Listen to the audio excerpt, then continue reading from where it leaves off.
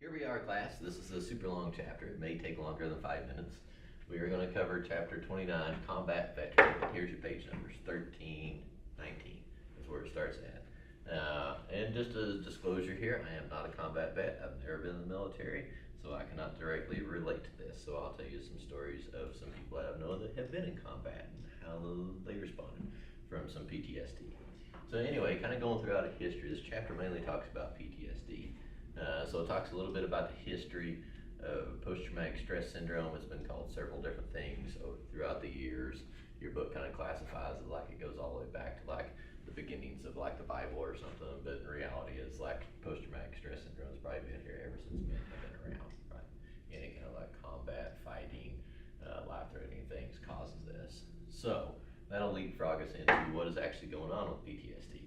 Why do people have it? And so the pathophysiology of this is anytime we have a heightened response of our sympathetic nervous system that happens over and over again, and oftentimes when we talk about PTSD, it is tied with a feeling of a potential life-threatening situation for you, which is why we tie it to combat vets.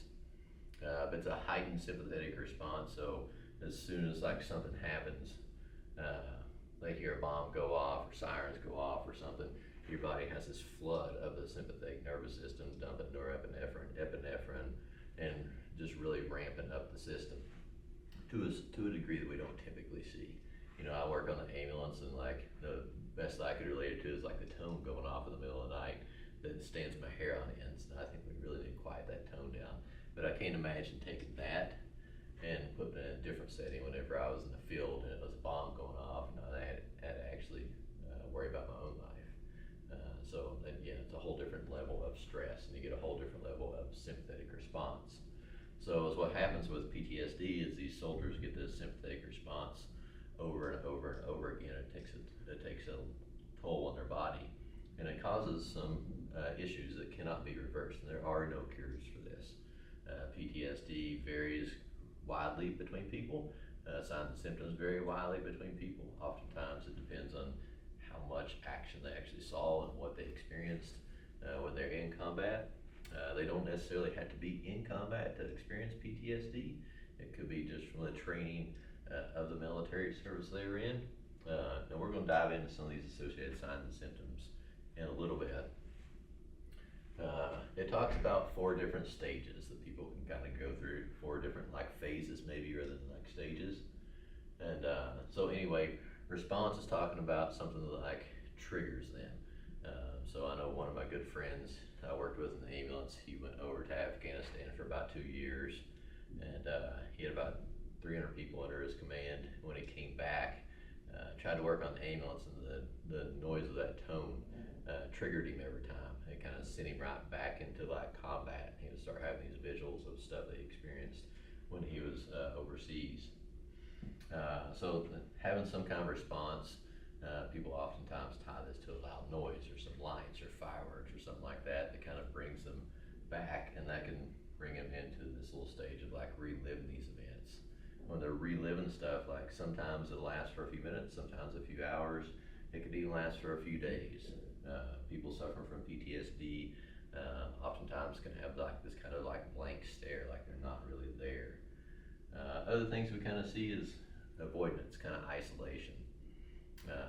When I did my ride time back in Kentucky when I was a paramedic student, we were on the ambulance with my preceptor and another person, EMT basic, and he was a military, I can't remember what branch he was in, but he had spent about 3 years over in Iraq, and the whole day it was really erratic. I remember driving down the interstate to a car crash, and we were going like 60 miles an hour, and the traffic was stopped, and he swerves into the median in the grass, then keeps going down the highway at like 60 miles an hour. It didn't even bat an eye.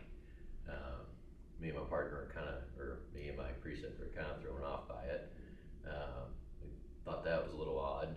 We went to his family reunion that day because we had a little downtime. We weren't making calls, so we stopped by there, visited. We had a few other little incidences throughout the day that is like, something really doesn't seem right. And this guy talked all day. He said like his real family is overseas in Iraq, and he wants to go back, and talked about this world America that we lived was all fake and fabricated, and yeah, it was just really kind of odd. At the very end of the day, we're going to the station and to put the ambulance up, and he drives past the entrance, and we say something to him, and he just had no like emotional response. Just swerves the steering wheel, hops over a curve, drives through someone's front yard, hops the curb again, squeals tires back on the street, and pulls in.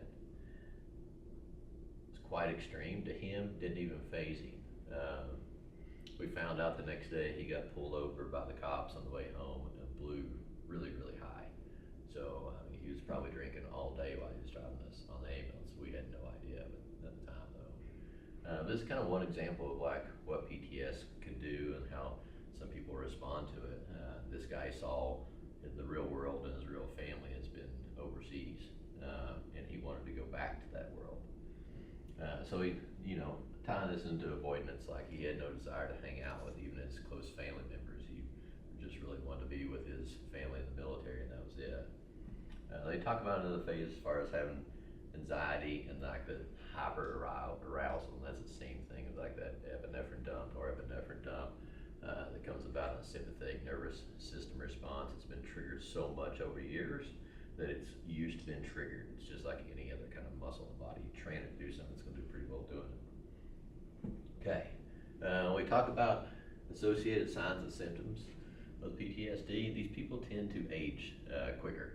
So developing diabetes, cardiovascular disease, the gray matter of the brain tends to shrink at a younger age.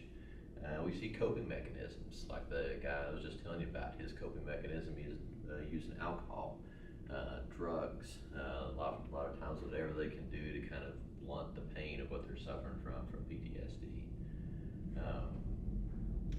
And your book kind of talks about signature wounds of combat. It talks about bullet holes to the chest. Think of like amputees quite often, especially recently with the IUDs they use over in the Middle East, where a lot of our soldiers have been experienced like amputees from legs or arms, bombs going off. Probably now over in Ukraine also, we'll probably see soldiers coming back from that also. And then it kind of dives into like TBIs versus post-traumatic stress syndrome. Post-traumatic stress syndrome is dealing with something neurological in the brain, so therefore it's going to have similar signs and symptoms as a TBI. There's no way I'm going to remember all these. The differences are on page 1325 in your book. The kind of biggest takeaway that I have from TBI versus PTSD is that TBI has like